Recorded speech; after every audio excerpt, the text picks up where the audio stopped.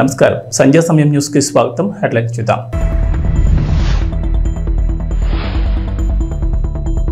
చంద్రబాబు సర్కార్ సరికొత్త రికార్డ్, ఒక్కరోజే 95% పింఛన్లు పంపిణీ.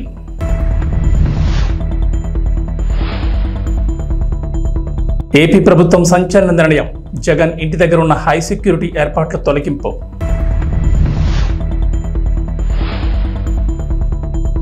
త్వరలోనే తెలంగాణ కేబినెట్ విస్తరణ, మార్పులు చేర్పులు ఉంటాయంటున్న రాజనరసింహ.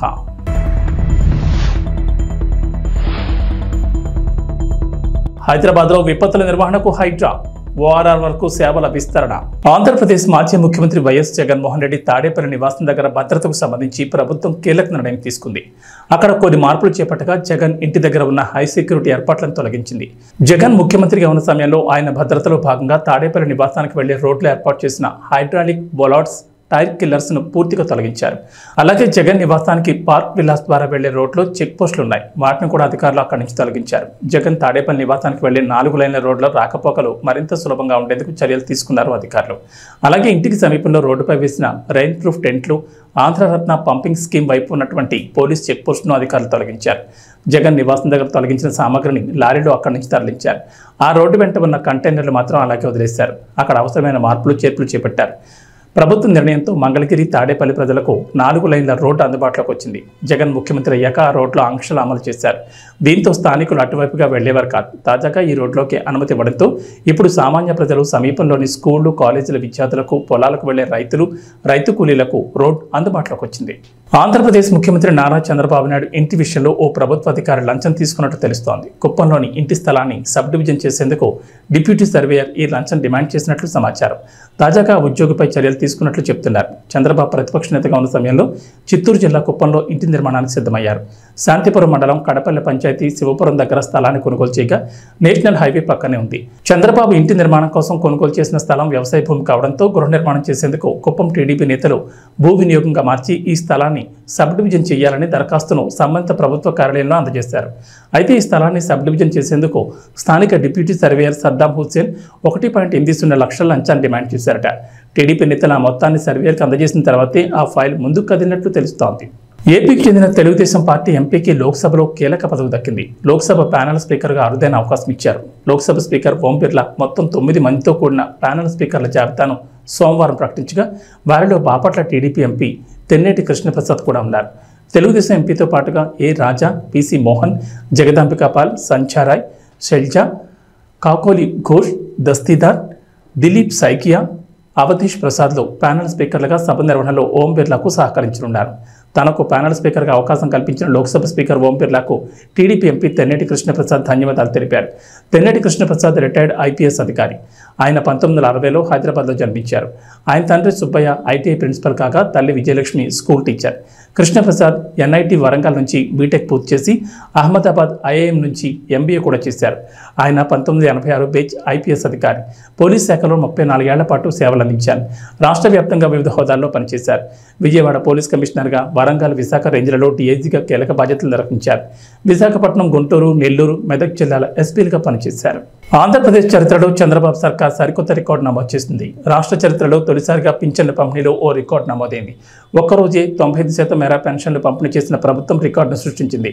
సోమవారం రాత్రి 10 గంటలకల్లా 61.95 లక్షల మందికి పింఛన్ పంపిణీ చేసినట్లు అధికారిక వర్గాలు తెలిపాయి.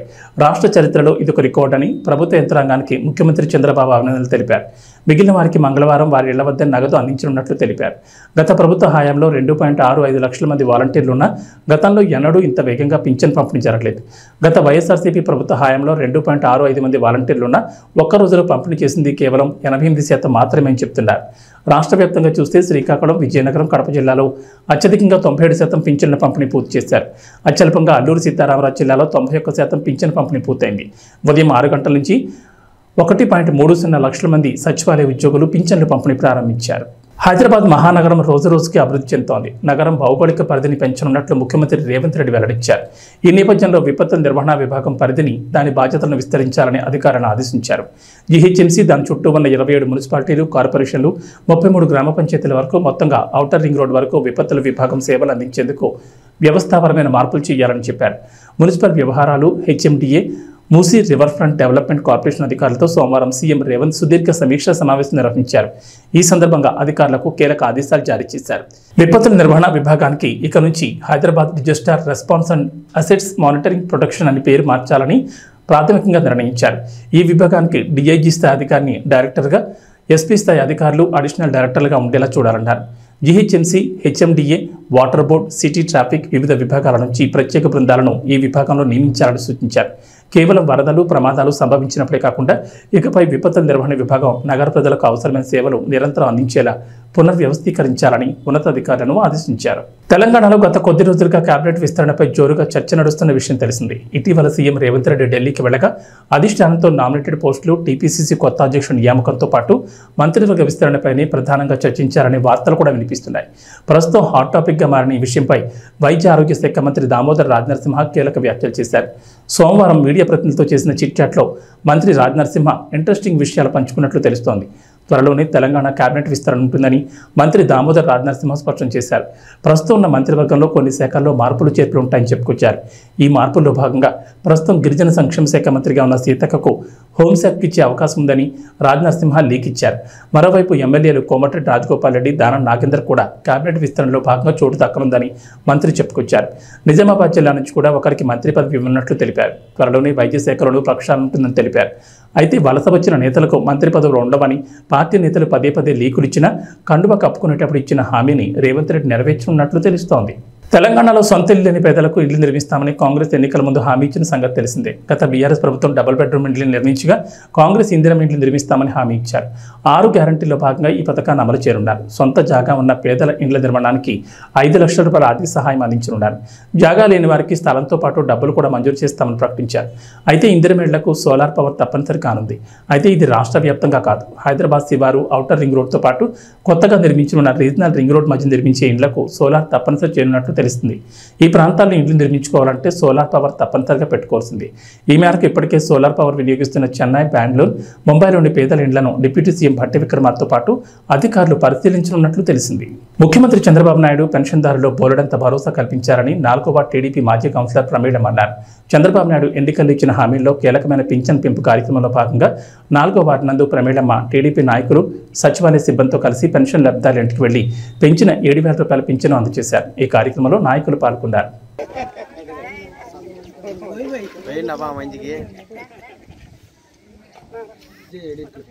మనము నారా చంద్రబాబు నాయుడు ఇచ్చిన మాటకు మరి అదే విధంగా ఇక్కడ ప్రతి ఇంటికి పొద్దున 6కి లేస్తేనే ఇవ్వాలనే చెప్పి ఏప్రిల్ నెల 1వ తారీఖు నుంచి 1000 రూపాయలు పెంచిన ఘనత ఒక తెలుగుదేశం ప్రభుత్వంది.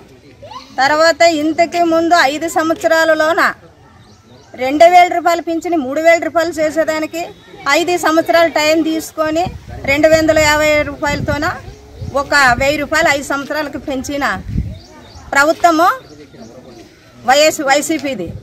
అది ప్రభుత్వానికి ఇప్పుడు ఒక నిదర్శనంగా ఒక చంద్రబాబు నాయుడు ఇంకా ఎలక్షన్స్ గెలక ముందునే 1000 రూపాయలు ఏప్రిల్ నెలలోనే ఇచ్చినాడు.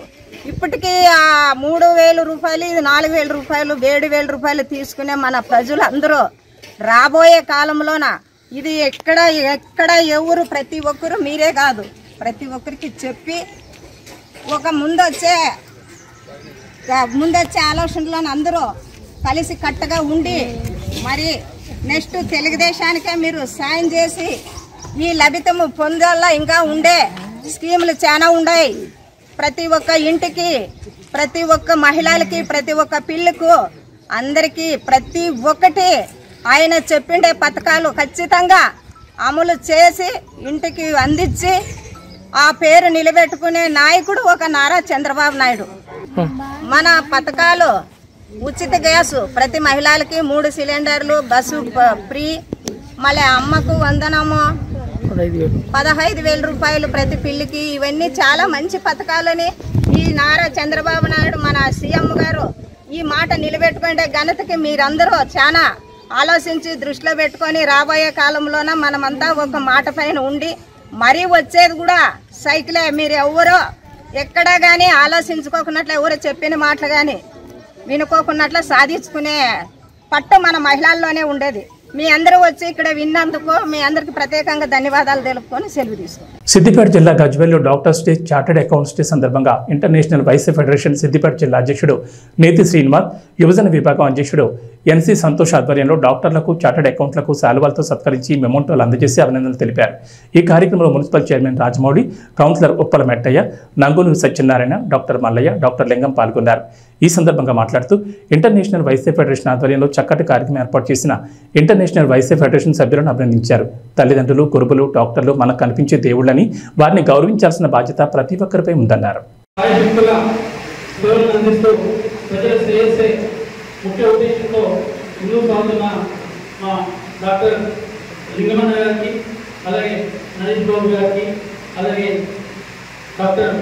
మల్లేశ్వర గారికి, అలాగే మా రాజ్కుమార్ గారికి, అలాగే సురేష్ గారికి, శ్రీకాంత్ గారికి, అలాగే డాక్టర్ సుధీరన్న గారికి, సంగీతన్న గారికి, అలాగే డాక్టర్ మహేష్ గారికి, అలాగే డాక్టర్ సంతోష్ గారికి, అలాగే డాక్టర్ నైపులన్న గారికి, అలాగే డాక్టర్ శ్రీధర్ గారికి, శైలజ మేడం గారికి, సుజాత మేడం గారికి, సౌరతి మేడం గారికి, అలాగే సమీక్ష మేడం గారికి, ఇంకా నా పేరు పట్టుకుంటే అలాగే ప్రేమ్ గారికి, మైపాలన్న గారికి, ప్రతి ఒక్కరికి కూడా శిరస్సు నుంచి పేరు పేరున హృదయపూర్వక డాక్టర్ డే శుభాకాంక్షలు తెలియజేస్తున్నాను.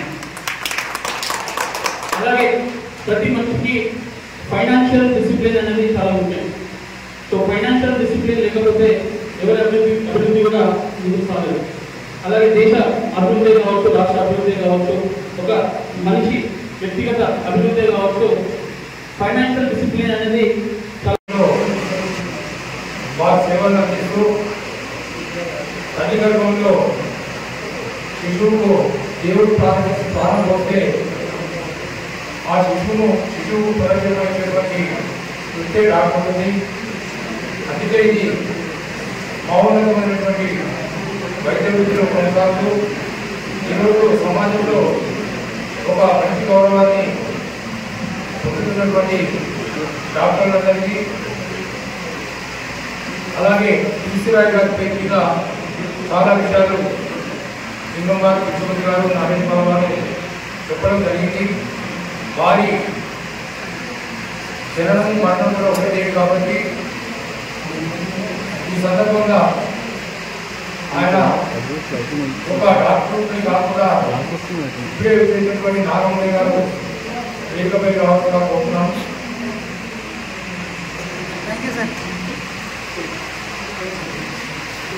వారి పేరు మీద వారు ఒక డాక్టర్ కాకుండా స్వాతంత్ర సమరయోధుడు, ఒక మంచి రాజకీయవేత్తగా, 19 2 పర్యాలు ముఖ్యమంత్రిగా ఉన్నటువంటి ఈశ్వరయ్య గారి పేరు మీద డాక్టర్ డే జరుపుకోవడం, ప్రతి 2వ తారీఖు జూలై నాడు డాక్టర్ డే జరుపుకోవడం, అదే రోజు నేషనల్ డాక్టర్ డే కూడా జరుపుకుంటున్నాం. అలాగే టీఎస్ ఇంకా ఇవన్నీ కూడా ఉన్నాయి కాబట్టి ఈ ప్రత్యేక కార్యక్రమంలో మనం డాక్టర్లను సన్మానించుకునే కార్యక్రమము రాష్ట్ర అధ్యక్షుడు ఉప్పల శ్రీనివాస్ గారి సూచన మేరకు సిద్దిపేట జిల్లా ఇంటర్నేషనల్ వైశ్య ఫెడరేషన్ అధ్యక్షుడు నేతి శ్రీనివాస్ గారి ఆధ్వర్యంలో, అదేవిధంగా గజ్వేల్ ప్రజ్ఞాపూర్ ఐజీఎఫ్ వాళ్ళ ఆధ్వర్యంలో ఈరోజు ఒక మంచి కార్యక్రమం ఏర్పాటు చేసి మన డాక్టర్లకు మరియు సీఏలకు సన్మానం చేసినటువంటి కార్యక్రమం తీసుకోవడం అనేది మీ అందరికీ మా ఆంధ్రప్రదేశ్లో సార్వత్రిక ఎన్నికల సమయంలో కూటమి ప్రభుత్వం ఇచ్చిన హామీ వరకు అధికారంలోకి రాగానే అవ్వ పింఛన్ 4,000 రూపాయలు పెంచిన పింఛను ఏప్రిల్, మే, జూన్ నెలతో కలిపి జూలై నెలలో 7,000 రూపాయల పింఛను అందజేయడంతో గుంతకల్ పట్టణంలోని 4వ వార్డు నందు భారతీయ జనతా యువమోర్చా అనంతపురం జిల్లా కార్యదర్శి యండ్ల కేశవ ఆధ్వర్యంలో ప్రధాని Narendra Modi, CM Chandrababu, deputy CM Pawan Kalyan చిత్రపటాలకు పాలాభిషేకం చేసి అవ్వాతాతల ఆనందం వ్యక్తం చేశారు.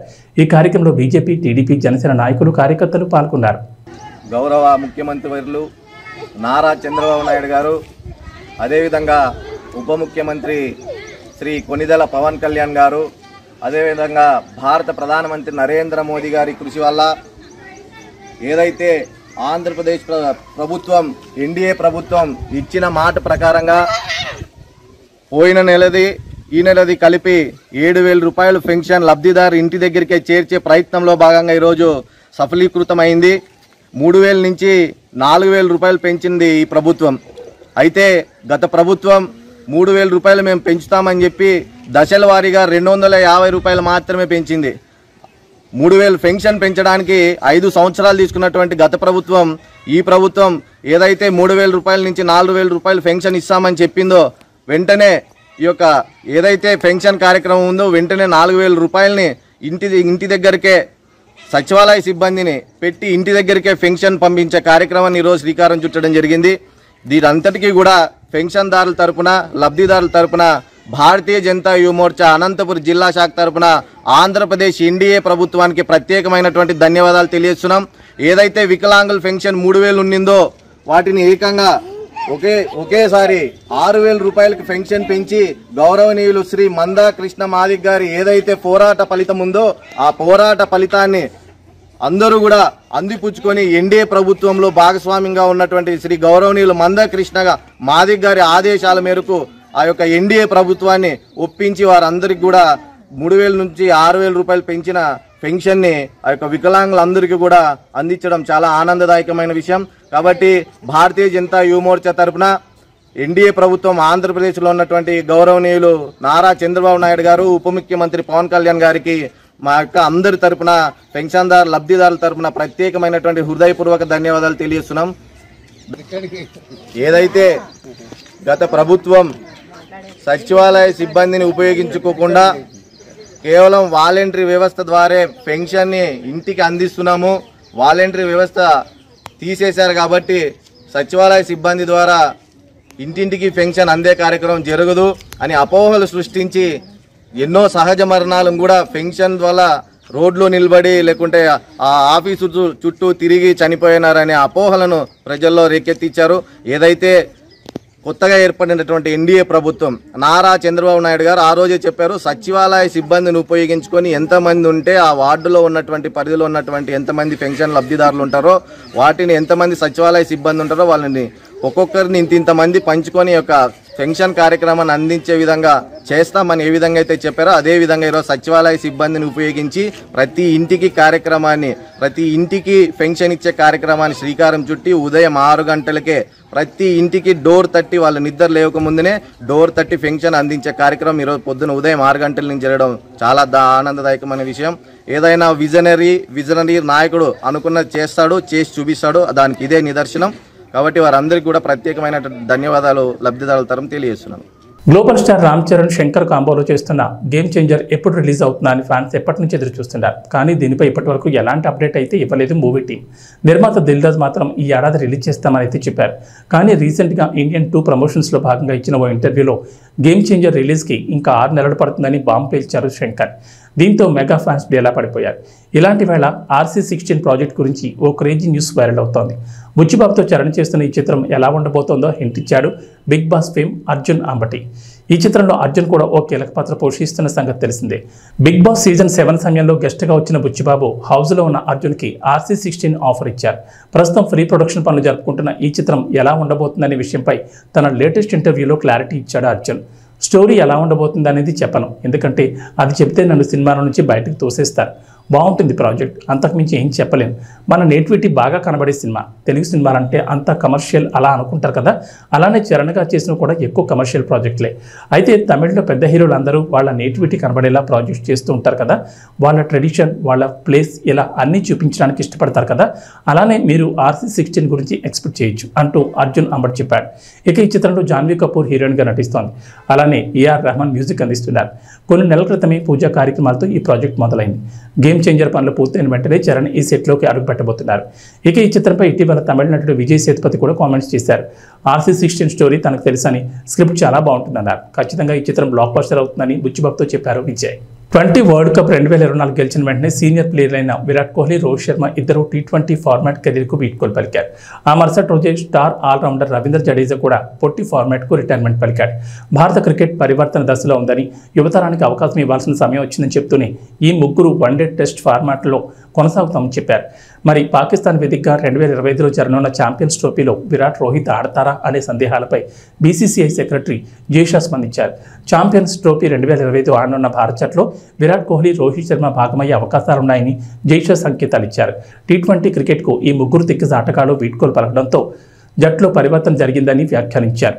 భారత జట్టు పురోగమిస్తోందని, ప్రపంచ టెస్ట్ ఛాంపియన్షిప్, ఛాంపియన్స్ ట్రోఫీలను గెలవడమే తదుపరి టార్గెట్ అని జైషా అన్నారు.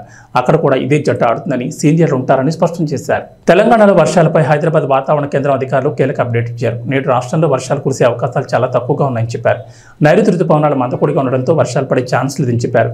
మేఘాలున్నా వర్షాలు కురవకపోవచ్చని, అయితే పశ్చిమ తెలంగాణలో మాత్రం సాయంత్రం 5 గంటల తర్వాత జల్లులు పడే ఛాన్స్ ఉందని చెప్పారు. ఇక నేడు బలమైన ఈదురుగాలులు వీచే అవకాశం ఉందని చెప్పారు. గంటకు 35 కిలోమీటర్ల నుంచి 40 కిలోమీటర్ల వేగంగా గాలులు వీస్తాయన్నారు. గాలిలో తేమ శాతం లేకపోవడం వల్ల ఒక్కపోతగా ఉంటుందని చెప్పారు. ఉష్ణోగ్రత తెలంగాణ వ్యాప్తంగా 31 డిగ్రీల సెల్సియస్ ఉంటుందని అన్నారు. ఈసారి నైరుతి రుతుపవనాల వల్ల జూన్ నెలలో ఆశించినంతగా వర్షాలు కురవలేదు. కొన్ని జిల్లాల్లో భారీ వర్షాలు కురవగా మరికొన్ని జిల్లాల్లో మాత్రం వర్షపాతం తక్కువగా నమోదైంది. జూన్ సాధారణ వర్షపాతం 12.94 సెంటీమీటర్లు కాగా ఈసారి 16 సెంటీమీటర్ల మేర వర్షపాతం కురిసింది. ఏబీ బులెటిన్ విశేషాలు. నమస్కారం.